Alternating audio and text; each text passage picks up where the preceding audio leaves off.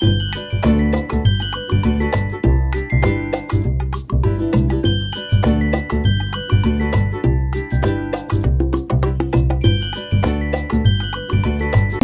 सत श्री अकाल, आदाब। कैसे हैं आप सब? उम्मीद है अच्छे होंगे, खुश होंगे। और मेरा ऐसे स्पीड को देखते हुए आप सबको लग रहा होगा कि मेरी कोई ट्रेन छूटने वाली है, तो ऐसा कुछ नहीं है।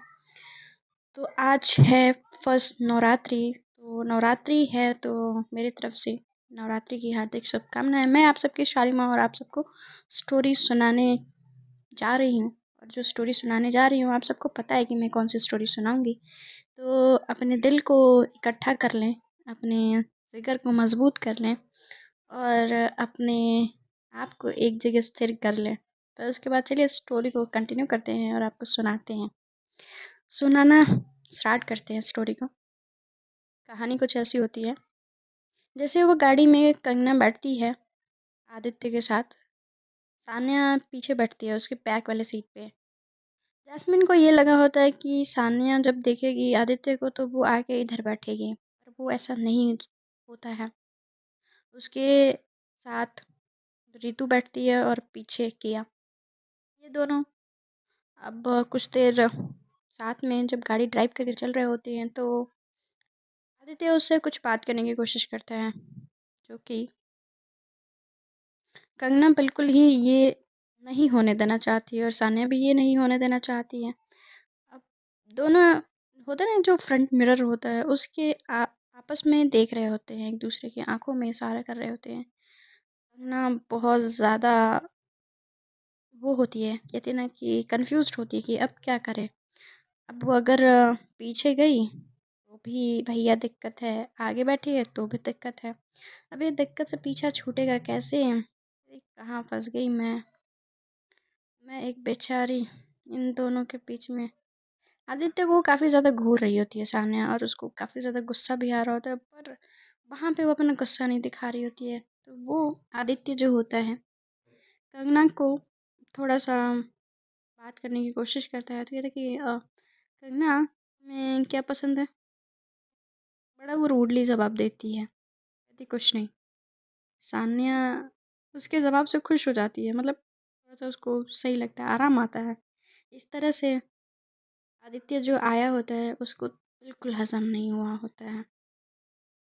अब उसको बिल्कुल ये नहीं लगता है कि अब क्या होगा, कैसे होगा। फिर वो कहता है कि तुम्हें बुरा ना लगे तो क्या शाम को हम मूवी चलें? तो कहती है कि मुझे शाम को काम है, थोड़ा सा अर्जेंट है, इसलिए मैं साथ नहीं चल सकती, मना कर देती है।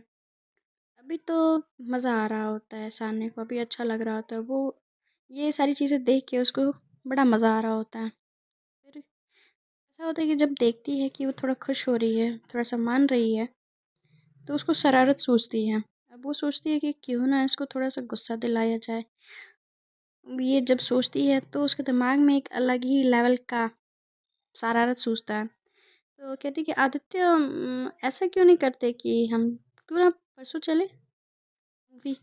बस 3 घंटे साथ में वक्त गुजारने वाला है, थोड़ा सा हम एक दूसरे को जान भी लेंगे। कहता है कि हाँ बिल्कुल, क्यों नहीं।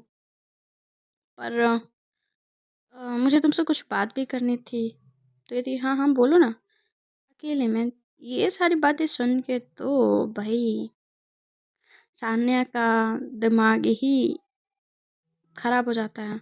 खराब होने का मतलब ये होता है कि ये दोनों इतना कैजुअल कैसे? अभी तक तो कंगना उसको उल्टा जवाब दे रही थी, अभी ऐसा क्या हो गया कि इससे इतना ये अटैचमेंट दिखा रही है और ऊपर से मूवी के लिए भी पूछ रही है। चलो बेटा मैं तुम्हें बताती हूँ, ऐसा तो है नहीं कि हाथ नहीं आओगी, ठीक है।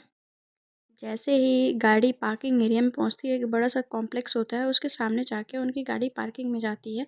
वहाँ पे वो गाड़ी पार्क करते हैं। पार्क करने के बाद इधर जैस्मिन अपने गाड़ी से उतरती है किया और रितु के साथ, और इधर तीनों ये अपने गाड़ी से उतरते हैं। सानिया जब उतर रही होती है तो जैसे ही ये सब साथ में चल रहे होते हैं तो थोड़ी सी भीड़ होती है वहाँ पे, जो जहाँ पे वो शॉपिंग करने के लिए गए होते हैं, जो कॉम्प्लेक्स होता है वहाँ पे थोड़ा सा भीड़ का एरिया होता है। सानिया पीछे पीछे चल रही है तो सबसे पीछे होती है। आगे आदित्य होता है, आदित्य के साथ जैस्मिन होती है, जैस्मिन से पीछे रितु और उसके पीछे वो होती है किया होती है और किया के पीछे कंगना होती है। वो जानबूझ के धीरे-धीरे चल रही होती है और ये वेट कर रही होती है कि सानिया उसके साथ कदम से कदम मिला के चले। मगर सानिया उससे भी पीछे होती है। वो जानबूझ के धीरे चल रही होती है क्योंकि जो आदित्य से उसने पूछा होता है वो उसको और ज़्यादा गुस्सा आ गया होता है। जैसे वो टर्न होके देखती है तो साफ-साफ सनी के चेहरे पे गुस्सा दिख रहा होता है। गुस्से में उसकी आँखें लाल हो चुकी होती हैं। साने को इस तरीके से देख के कहती है कि क्या हो गया? ठीक हो? कहती हाँ, मैं ठीक हूँ, बिल्कुल ठीक हूँ, मुझे क्या हुआ? तुम्हें पता नहीं क्या हो गया है, आज बड़ा प्यार आ रहा है तुम्हें आदित्य पे, क्या बात है? ना? कहीं तुम्हारा मूड चेंज तो नहीं हो गया? तो कहती है कि सोच तो रही हूँ कि मूड चेंज हो जाए, पर कोई होने नहीं दे रहा। तो कहती है क्या? व्हाट? क्या सच में? तुम ये करना चाहती हो? तो कहती है कि हाँ, उसमें प्रॉब्लम क्या है? वो एक स्माइल करते हुए आगे निकल जाती है, जबकि सान्या का तो दिल ही टूट जाता है क्योंकि उसको बिल्कुल उम्मीद नहीं होता है कि कंगना ये बोलेगी और उससे ये कहेगी। उसको बिल्कुल उम्मीद नहीं होती है। उसका दिल बिल्कुल थम सा जाता है, जैसे उसकी पूरी दुनिया रुक सी गई हो। सान्या जब कंगना को ऐसे जाते हुए देख रही होती है, फिर वो पीछे पीछे आना स्टार्ट करती है। आते हुए जब अंदर वो जाते हैं, कॉम्प्लेक्स के अंदर जाते हैं, तो थोड़ी ही दूर पे लिफ्ट होती है। लिफ्ट से जाने के लिए सब लोग बोलते हैं, वो कहते हैं कि हाँ हाँ लिफ्ट से चलते हैं। लिफ्ट की तरफ जाते हैं, वहाँ पे खड़े होते हैं, थोड़ा लिफ्ट का वेट कर रहे होते हैं। तो शानिया भी अब होता नहीं कि जैसे को तैसा, वो भी लड़कियों को चेकआउट कर रही होती है। तो कंगना उसकी नज़रों को देखते हुए देखती है कि ये कहाँ देख रही है। इसको तो अभी मैंने बोला पर इसका तो बिल्कुल रिएक्शन ही नहीं आया, ऐसे शांत चुपचाप खड़ी हुई है। तो जब वो देखती है कि वो किसी को बड़े घूर के देख रही है, बड़े वक्त से देख रही है, कहती है कि ये किसको देख रही है इतना ध्यान से, और इतना ज़रूरी इंसान है कि मुझे छोड़ के उसे देखा जा रहा है। जब वो देखती है कि एक होता है ना कि वन पीस ड्रेस पहने हुए और बड़े सेक्सी से लैग दिखाते हुए लड़की खड़ी होती है और काफ़ी खूबसूरत होती है, तो उसको देख के कहती है अच्छा बेटा ठीक है, बताती हूँ अभी, चलो अब। बट उसको सबसे ज़्यादा टेंशन लिफ्ट की होती है क्योंकि उसको लिफ्ट में बहुत ज़्यादा डर लगता है। और अब यहाँ वो क्या करे, क्योंकि वो पहले ही सान्या से पंगा ले चुकी होती है। अब पंगा तो ले चुकी होती है, पर उसको पता होता है कि सान्या उसको इस तरह से अकेले तो नहीं छोड़ेगी। जैसे ही आदित्य, किया, रितु, जैस्मिन अंदर आते हैं, तब तक लिफ्ट बंद हो जाती है। ये दोनों बाहर ही रह जाते हैं। सान्या जब उधर देख रही होती है तो उसको पता नहीं होता कि ये चारों लोग लिफ्ट के अंदर आ चुके हैं और वो लिफ्ट बंद भी हो चुकी है। काफ़ी अच्छी है ना, काफ़ी सेक्सी लगे हैं, उसका ड्रेस काफ़ी अच्छा लग रहा है ना। तो कहती है, हाँ। जब जैसे हाँ कह के उसकी तरफ देखती थी, कहती है, नहीं नहीं बिल्कुल नहीं। तो कहती कि देख के अच्छा लगा, तो कहती कि हाँ तुम्हें भी तो मूवी पे जाना है। मैंने देख लिया तो कोई बड़ा पाप हो गया, और तुम अगर पूछ रही हो किसी को मूवी पे जाने के लिए, उसके साथ जाने के लिए, 3 घंटे बिताने के लिए, वो तो उसमें कोई प्रॉब्लम नहीं है। तो कहती है कि मैं कौन सा सच में जा रही हूँ, मैं तो बस उसको ऐसे ही बोल रही थी। कहती कि हाँ तो मैं भी कहाँ किसी को देख रही हूँ, और हाँ मैं तो उसके पीछे जो सूट था मैं उसको देख रही थी। तो कहती है कि झूठ मत बोलो, तो कहती है कि सच्ची बोल रही हूँ, मैं उसके पीछे सूट को देख रही थी। तो कहते कि पक्का, तो कहते कि हाँ पक्का। जैसे ही वो पक्का करके आगे बढ़ते हैं, तो कहते कि तुम चलो, सीढ़ियों से चलते हैं, रहने देते लिफ्ट से, उससे पहले ही हम लोग पहुंच जाएंगे। वो चंद सीढ़ियाँ होती हैं, उसको पार करके वो पहुंचते हैं ऊपर के फ्लोर पे। ये लोग लिफ्ट से बाहर आते हैं। दरसाने अपने आप को कहते थैंक गॉड बच गया, नहीं तो का था आज मारे जाते। उसके पीछे सूट था, बचा लिया उस सूट ने। ये मन ही मन वो सोचते हुए मुस्कुराते हुए आगे बढ़ रही होती है और ये भी सोच रही होती है कि ये सारी चीज़ें कैसे छुटकारा मिलेगी इन सब चीज़ों से। खैर, वो अपने भाई को जल्दी से जल्दी छुड़ाना चाहती है। छुड़ा के फिर सान्या निश्चिंत होना चाहती है। वो कुछ भी हो, अपने भाइयों, बहनों या फैमिली पे कोई भी एक खरोच भी बर्दाश्त नहीं कर पाती है। तो ना सान्या को इस बात की सबसे ज़्यादा चिंता होती है कि अगर शादी कैसे होगी और हो जाएगी तो मैं इसको रोकूंगी कैसे। उससे पहले उसके भाई को मिलना बहुत ज़रूरी है। वो बस ये सोचे जा रही होती है। उसकी ये सोच कहीं तक सही भी होती है क्योंकि उसका भाई उसके लिए काफ़ी इम्पोर्टेंट होता है। उसके दिमाग में भले वो उन सबके साथ आई होती है मगर उसके दिमाग में वही बातें सारी गूंज रही होती है। कैसे होगा, क्या होगा और क्यों होगा। उसको समझ नहीं आ रहा होता कि वो क्या करेगी मगर हाँ खुद पे उसको भरोसा होता है और कंगना को साने पे भरोसा होता है। फिर उसके दिमाग में अचानक से वो बात आती है कि राहुल का नंबर उसको कैसे पता चला। खैर वो बाद में इस बात का पता लगा लेगी कि उसको कैसे पता चला और उसको किसने बोला मदद करने के लिए, क्योंकि राहुल बिना बोले वो मदद करने वालों में से नहीं था। और सानिया ये बात बहुत अच्छे से जानती थी कि राहुल ऐसे किसी की मदद तो करता नहीं है। ज़रूर कोई बात है, तभी उसने मदद की है। उसको कोई फ़ेवर चाहिए होगा। सानिया के दिमाग में ये बातें चल रही होती हैं। सब लोग अपने-अपने पसंद के उसको कपड़े को देखने के लिए घुस जाते हैं अलग-अलग। इधर आदित्य उसको तेज़ आवाज़ देते हुए बोलता है, "कंगना इधर आओ इधर, इधर हम लोग जा रहे हैं, इधर हमारा ड्रेस मिल जाएगा हमें हमारे साइज़ का।" तो सानिया और कंगना, आदित्य तीनों एक उसमें घुसते हैं, प्लाज़ा में घुसते हैं और जो किया और रितु, जैस्मिन एक प्लाज़ा में घुसते हैं। मगर जैस्मिन को ये पसंद नहीं आ रहा होता कि उनके साथ ये रितु और किया होते हैं क्योंकि वो चाहती है सान्या के साथ वक्त बिताना और ये दोनों छोड़ ही नहीं रहे होते हैं। पर ठीक है अभी वो कुछ कर नहीं सकती हैं। कंगना होती है अपने फ़ोन पे मैसेज एक टाइप करती है, कहती है कि ऊपर आ जाओ जल्दी से। उसका फ्रेंड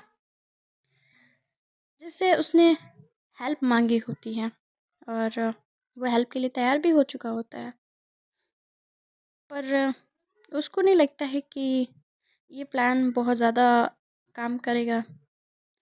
तो फिर वो मैसेज करके बोल देती है कि नहीं तुम मत आओ, रहने दो, मैं हैंडल कर लूँगी। ये बोल के उसको मना कर देती है और उसके दिमाग में जो अब अगला प्लान आता है वो बहुत खतरनाक प्लान होता है।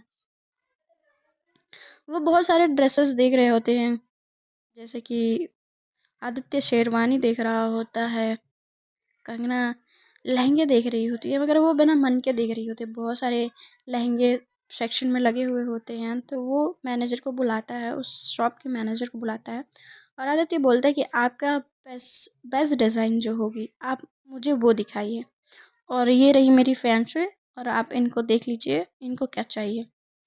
कहती है कि मुझे तो कुछ नहीं चाहिए। तो कहती है, नहीं लहंगे की शॉपिंग शादी के लिए तो करनी पड़ेगी ना तुम्हें। अब ऐसे तो है नहीं कि बिना शॉपिंग के शॉपिंग पे आए तो शॉपिंग तो करनी पड़ेगी। कहती है हाँ। कहती है कि ठीक है तुम अपना फिटिंग चेक कर लो, मैं भी चेक कर लेती हूँ। तो कहता है कि हाँ ओके। वो दोनों अलग अलग डायरेक्शन में जाते हैं मगर जो चेंजिंग रूम होता है वो एक ही जगह पे होता है। एक मेल और एक फीमेल के लिए जो चेंजिंग रूम होता है, जो ट्रायल रूम होता है, वो एक ही होता है, मतलब अलग अलग एक ही जगह पे होता है। तो मैनेजर लेके जाता है, कहता है कि मैम आपको क्या चाहिए, आपका आपका क्या डिमांड है, आप कैसे चाहते हो। अगर आपके पास वक्त हो तो हम आपके लिए डिज़ाइन भी कर सकते हैं। सानिया आके बोलती है कि नो थैंक्स, मैम को कोई ज़रूरत नहीं है। कहते कि क्यों नहीं है, है बिल्कुल है, मुझे लहंगे चाहिए और आपको दिलाने पड़ेंगे। तो कहते कि वो तो आदित्य दिलाएगा ना, मैं क्यों पैसे अपने खर्च करूँ तुम पे तुम्हारी शादी पे। तो कहते कि सच में सीरियसली। तो कहती कि और जो आपके पैसे हैं ना वो मेरे ही हैं, तो प्लीज़ आप अपना क्रेडिट कार्ड निकालो। तो कहते कि है ही नहीं। तो कहते कि अच्छा ठीक है तुम पसंद कर लो, मैं दिला दूंगी, डोंट वरी। वो जब मुंह बना रही होती है कंगना, तो वो समझ जाती है कि अब वो नहीं बचने वाली, उसके पैसे तो खर्चे होने ही होने हैं। अब हर इंसान को, अब अमीर इंसान हो या गरीब इंसान हो, हर किसी के बीवी के नखरे हर किसी को उठाने पड़ते हैं और खर्चे तो कंपलसरी है, वो तो होगा ही है, होना ही है। तो सानिया चुपचाप अब इस बात को वो अंदाजते हुए अब चुपचाप वो भी कुछ कपड़े देखने लगती है, उसमें कुछ शर्ट्स पड़े होते हैं, पैंट्स पड़े होते हैं। उसके पहनावे से ये बिल्कुल नहीं लग रहा होता कि वो इतनी अमीर होगी। वहाँ के मैनेजर और जो स्टाफ होते हैं खुद में बात कर रहे होते हैं कि कुछ लोग ऐसे होते हैं कि जो चीज़ें अफ़ोर्ड नहीं कर सकते, फिर भी उनको देखना होता है। ये बातें हो रही होती हैं। सानिया वहाँ पे बस इन बातों को सुन के इग्नोर कर रही होती है, क्योंकि ऑलमोस्ट वहाँ पे सबको पता नहीं होता है कि वो है कौन। और जहाँ पे पता होता है उसके सामने किसी को बोलने की हिम्मत नहीं होती है, क्योंकि उसने बड़ा एक नॉर्मल सा टी-शर्ट और जीन्स वेयर किया होता है और बालों को एकदम प्लेन पोनी करके रखा होता है। बिल्कुल होता है ना कि एक सिंपल सा स्टाइल उसका दिख रहा होता है। इस तरीके से उसके पहनावे को देख के उसको सारे लोग जो जज कर रहे होते हैं, उनकी और जजमेंट कितना गलत है उनको खुद नहीं पता होता है। सानिया, उसके चेहरे पे बड़ी एक प्यारी सी स्माइल होती है, जो स्माइल वो कभी खोती नहीं है। ये बातें कर रहे होते हैं और वो उनको ये लगता है कि ये अफोर्ड नहीं कर पाएगी, फिर भी ये कपड़े देख रही है। इधर सानिया देखे जा रही होती है, उसको कुछ कपड़े समझ नहीं आ रहे होते, उसको पसंद नहीं आ रहे होते हैं। कंगना आवाज़ देती है कि सानिया इधर आओ। तो सानिया जाती है उसके चेंजिंग रूम के सामने, और उसको पता होता है कि वो भी कपड़े जो देख रहा है ट्रायल के लिए इसी साइड वाले ट्रायल रूम में आएगा। तो कहती है कि आओ इधर आओ, ये मेरा चेन अटक रहा है ये ब्लाउज़ का। तो जब वो जाती है, तुरंत ही वो क्या करती है कि उसको उसका हाथ पकड़ के वो अंदर खींच लेती है और कहती है कि इसको इसका अच्छे से ठीक कर दो ना, अच्छे से लगाओ। नहीं, नहीं, अच्छे से नहीं लगा रहे। वो ऐसे-ऐसे बातें कर रही थी जैसे कि सामने वाले को गलत इंडिकेशन हो कि ये लोग कुछ गलत कर रहे हैं। पर ऐसा कुछ होता नहीं है, वो हुक की बात कर रही होती है। अरे सही से फिट नहीं आ रहा है, क्या देख के समझ में नहीं आ रहा है? अच्छे से नापो और अच्छे से फिट करो इसको। थोड़ा और अच्छे से, ज़्यादा अच्छा लग रहा है।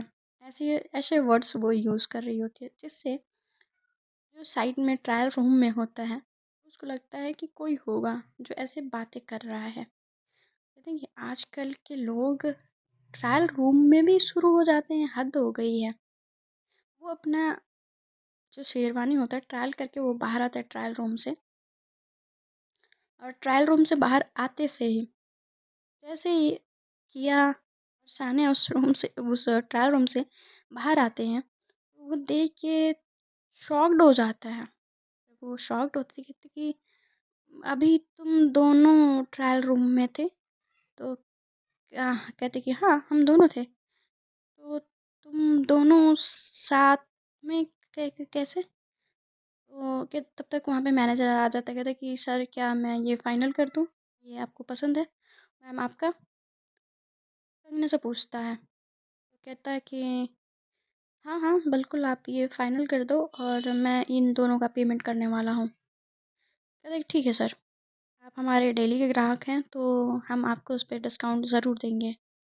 काफ़ी खुश होता है आदित्य कि उसको डिस्काउंट भी मिलने वाला है, बट वो एक नज़र पलट के सानिया और कंगना की तरफ देखता है। कहते कि ये लड़की तो पहले भी ये शादी तोड़वाने की कोशिश कर चुकी है, और ये लोग एक ही ट्रायल रूम में दोनों एक साथ कर क्या रहे थे ऐसा, और मतलब इतना करीब कैसे हो सकते हैं।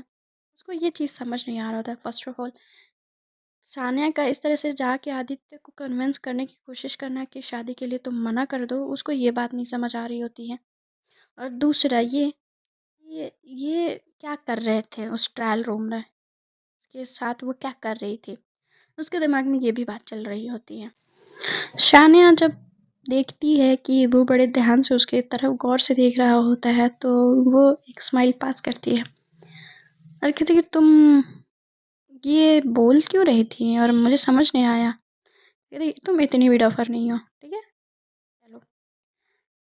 कहती है कि बस इतना ही था। वो कहती है कि हाँ इतना ही था। जो सानिया होती है वो कंगना के सामने खड़ी होती है, और सानिया जब खड़ी होती है तो सानिया का जो बैक साइड होता है वो आदित्य के फ्रंट साइड होता है। तो जानबूझ के कंगना जो होती है उसके चेहरे को अपने चेहरे से ढक लेती है, और इस एंगल में खड़ी होती है, ऐसा लग रहा होता है दूर से कि वो दोनों किस कर रहे हैं, जबकि उन दोनों में कम से कम 1 इंची का डिस्टेंस होता है। खैर वो चाहें तो वो कर भी सकते हैं, उसमें कोई दिक्कत नहीं है, बट वो काफ़ी एरिया बड़ा होता है और काफ़ी लोग उन दोनों को देख रहे होते हैं। तो इतनी हिम्मत कंगना की नहीं होती कि वो उसको किस कर ले, पर वो उसी एंगल से खड़ी होती है। आदित्य को ऐसा लगता है कि वो उसको किस कर रही है। वो शॉक्ड होता है, मतलब उसका जो ब्रेन होता है ना, ब्लास्ट करने वाला होता है कि व्हाट, ये क्या है। जब वो आता है तो वो तुरंत हड़बड़ा के, अरे तुम आ गए हैं, मुझे लगा कि तुम बिल करा रहे हो तो मैं इसीलिए यहीं पे रह गई। तो कहते कि हाँ बिल हो रहा है, चलो साथ में। और एक बड़ा इंटेंस सा लुक सानिया को देते, तो सानिया समझ नहीं पाती कि इसको हो क्या गया अचानक से, ये इतना इंटेंस लुक क्यों दे रहा है, ऐसा लग रहा है कि इसका मैंने कुछ चोरी कर लिया हो। पर उसको बिल्कुल एहसास नहीं होता कि अभी थोड़ी देर पहले कंगना ने उसके साथ क्या किया है, और वो किस तरह से दोनों की इमेज को पोर्ट्रे किया है उसके सामने। अब कंगना को यकीन हो चुका होता है कि ये तो पक्का है कि घर जाके इसकी इन आंखों में ही गुस्सा दिख रहा है, ये जाके शादी तो तोड़ ही देगा, अब शादी नहीं करेगा। जब ये सारी चीज़ें वो सोच रही हुई थी कि मज़ा आ गया, बता मेरे दिमाग का भी क्या बात है, क्या कमाल मेरा दिमाग है ना, इतने अच्छे अच्छे आइडिया सोच कैसे लेती हूँ। ग्रेट है कंगना, तो ग्रेट है। और अपने आप को ही बड़ी शाबाशी देते हुए, उसको खुद की तारीफ करते हुए उसको बड़ा अच्छा लगता है।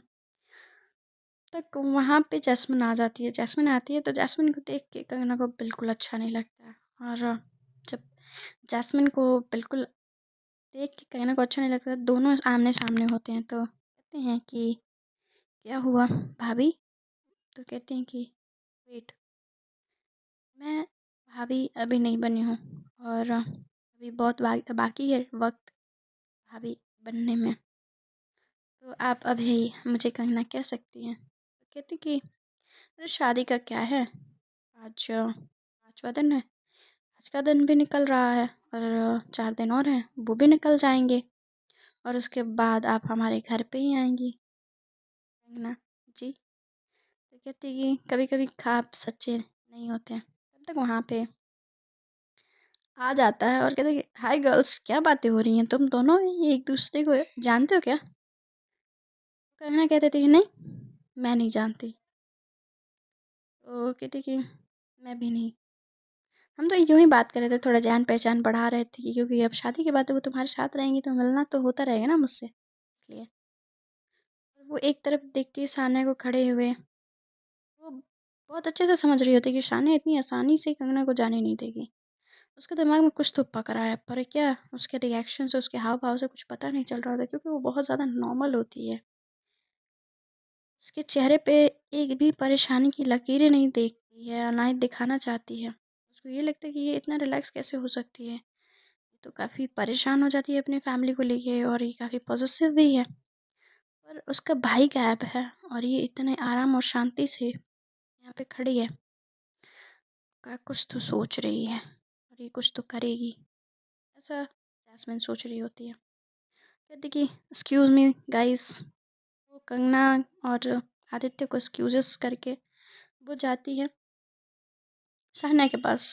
कहती कि लगता है कुछ ज़्यादा ही गहरी सोच में डूबे हुए हो, मैं कुछ हेल्प कर दूँ। मैंने बोला तो था कि मेरा प्रपोज़ल एक्सेप्ट कर लो, और हम दोनों ही ज़िंदगी में बहुत खुश रहेंगे। और वैसे भी देखो वहाँ पे आदित्य और कंगना दोनों कितने अच्छे लग रहे हैं, और मुझे नहीं लगता कि आदित्य इतनी जल्दी कंगना का पीछा छोड़ेगा। तो भलाई तो मुझे इसी में लगती है कि मेरे पास आ जाओ सामने, मैं कंगना से बहुत ज़्यादा प्यार करूँगी, और गारंटी देती हूँ ये उसको भूलने में बहुत ज़्यादा मदद हो जाएगी, तुरंत भूल जाओगे उसको। वो उसको घूर के देखती है और जैस्मिन के बातों को बिल्कुल भी तवज्जो ना देते हुए वहाँ से बिना कुछ कहे निकल जाती है। जैसे जाती है तो कुछ शर्ट्स के सेक्शन होते हैं वो देख रही होती है, और जो पहले मैनेजर और जो उसके कॉलिग्स जो बात कर रहे होते हैं उनको बुलाती है और कहती है कि यहाँ पे सबसे आपके पास महंगे एक्सपेंसिव जो शर्ट होगी आप वो दिखाइए।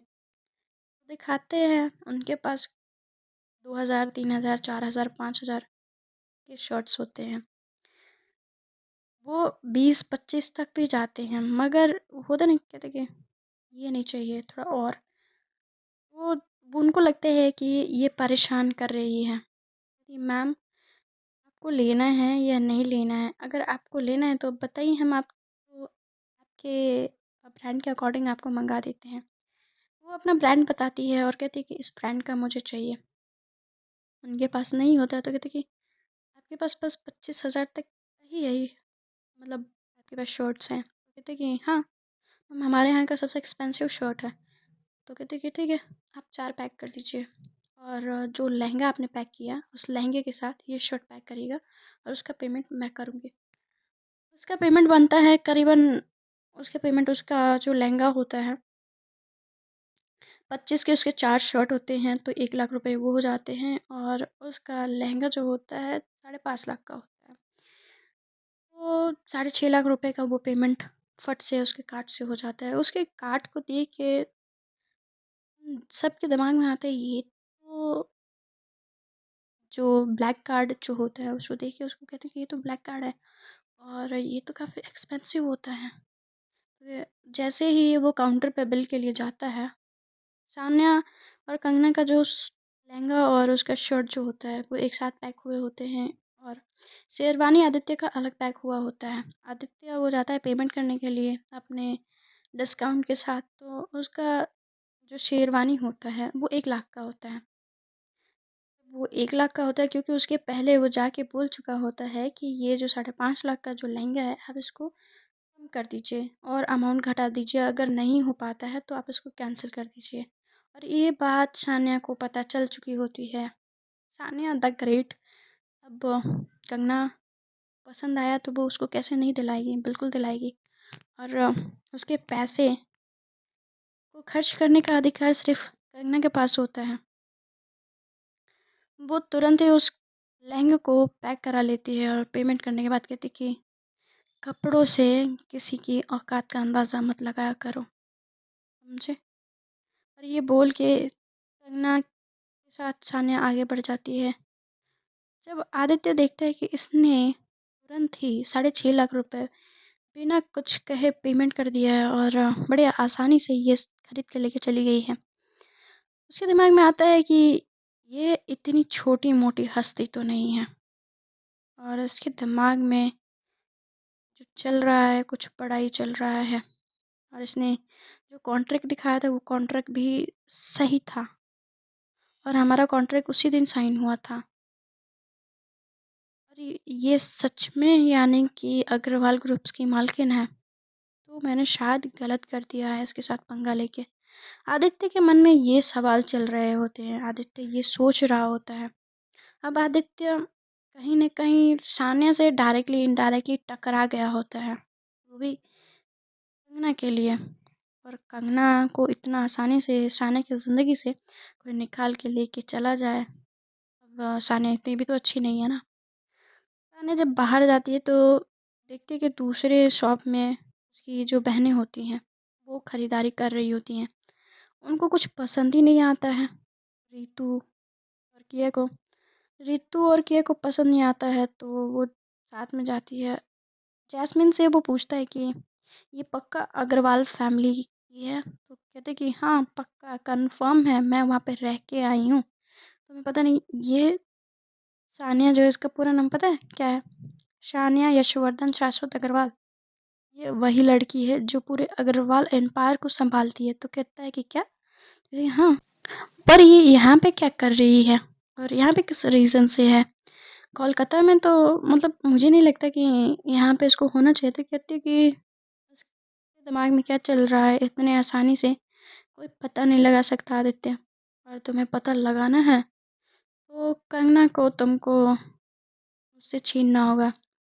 अगर तुम चाहते हो कि उससे अपनी बातें मनवाई जा सकें तो जब तक कंगना को नहीं छीनोगे तुम उससे अपनी बातें नहीं मनवा सकते। कहता कि क्या ऐसा हो सकता है? तो कहते कि बिल्कुल हो सकता है, खुद पे भरोसा रखो और कोशिश करते रहो, कोशिश करने वालों की हार नहीं होती, ऐसा वो बोलती है। जब ये बोल रही होती है ना तो उसके बातों में घमंड गुरूर जैस्मिन के दिख रहा होता है। वो भले ही चुप होती है वहाँ पे, मगर उसकी खामोश आंखें बहुत कुछ बयां कर रही होती है। जैस्मिन बस इतना चाहती है कि कंगना और शानिया अलग हो जाएं और शानिया उसके साथ आ जाए, उसके पास आ जाए। उसके लिए वो कुछ भी करने को तैयार होती है। इनफैक्ट वो कर भी चुकी होती है, उसके भाई को उसने किडनैप करवा दिया होता है। वहाँ पे ऐसे घूमते घूमते दिन के जब ढल रहा होता है, वो शाम में उनको भूख लगता है, तो सब लोग जब शॉपिंग उनकी ख़त्म होती है, या रितु कहते हैं कि आदित्य, किया जो कहती है, अरे जीजू आपने कुछ खिलाया नहीं। रितु भी कहती है कि हाँ हाँ, मुझे भी भूख लगी है आदित्य, आप प्लीज़ खिलाइए कुछ। तो जैस्मिन कहती है कि हाँ चलो, यहाँ पे एक पास में ही ये सामने रेस्टोरेंट है, वहाँ पे कुछ खाते हैं। वो सब लोग जा रहे होते हैं। शान्य को उसका एटीट्यूड, उसका मतलब होता है ना कि हाव भाव को बड़ा नोटिस कर रहा होता है आदित्य। आदित्य का ध्यान कंगना से हट के एकदम पूरी तरह से शान्या पे शिफ्ट हो चुका होता है। अब वो ये सोच रहा होता है कि इतना सब कुछ ये क्यों कर रही है, और बस एक लड़की से मैंने शादी के लिए हाँ बोला है, और इस लड़की को ये बचाने के लिए ये इतना सब कुछ कर रही है, पर क्यों? ऐसा क्या है इसमें? इन दोनों में कुछ तो है। और अभी थोड़ी देर ट्रायल रूम में ये दोनों जैसे साथ थे, ऐसे इन दोनों का रिश्ता तो नॉर्मल तो लग नहीं रहा था। जिस तरीके से ये दोनों एक दूसरे से बात करते हैं, एक दूसरे की तरफ देखते हैं, पक्का कुछ तो गड़बड़ है। वो चीज़ें मुझे समझ कैसे नहीं आ रही हैं, मुझे समझना ज़रूरी है, मगर कैसे? कैसे पॉसिबल है? इन दोनों के बारे में जो भी पता है मुझे, जैस्मिन से थोड़ा बहुत ही पता है, मगर पूरी तरह से इन दोनों की क्या सच्चाई है मुझे नहीं पता। और उस तरीके से जैसे खड़े थे, जैसे कंगना उसको किस कर रही थी, इन दोनों में नॉर्मल रिलेशनशिप हो ही नहीं सकता, या गलती से तो नहीं हो सकता। उसके दिमाग में जो ये खिचड़ी पक रही होती है, वो उसको जितना सुलझा रहा होता है, वो उतना उलझता जा रहा होता है। वो और सवाल पे और सवाल और सवाल खड़े हो रहे होते हैं। वहाँ पे जैसे ये जाके रेस्टोरेंट में बैठते हैं, तो वेटर आता है और कहता है कि ऑर्डर प्लीज़ मैम। शानिया सबसे पहले ही कंगना के फेवरेट कॉफ़ी मंगा लेती है, और अपने लिए भी कॉफ़ी, वो फ़िल्टर कॉफ़ी मंगाती है विदाउट शुगर, और कहती है कि बस इतना ही, और आप सब क्या लोगे, आप अपना मंगा लो। तो वहाँ पे आदित्य कहता है कि हाँ हाँ बिल्कुल, लड़ गाइस मंगाओ, मैं पे करने के लिए हूँ ना, और आप सबको पता है कि मेरे पास पैसे की कोई कमी नहीं है, तो सोचना नहीं, दबा के खाओ।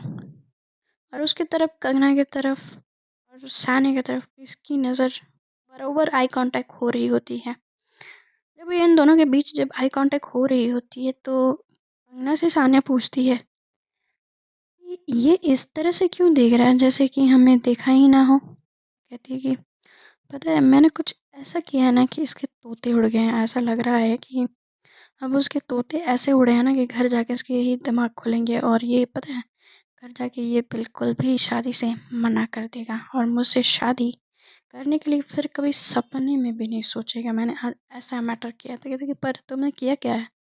तुम तो पूरे टाइम मेरे साथ थी, और कुछ हुआ तो है ही नहीं। तो कहती कि अच्छा बताती हूँ क्या हुआ था।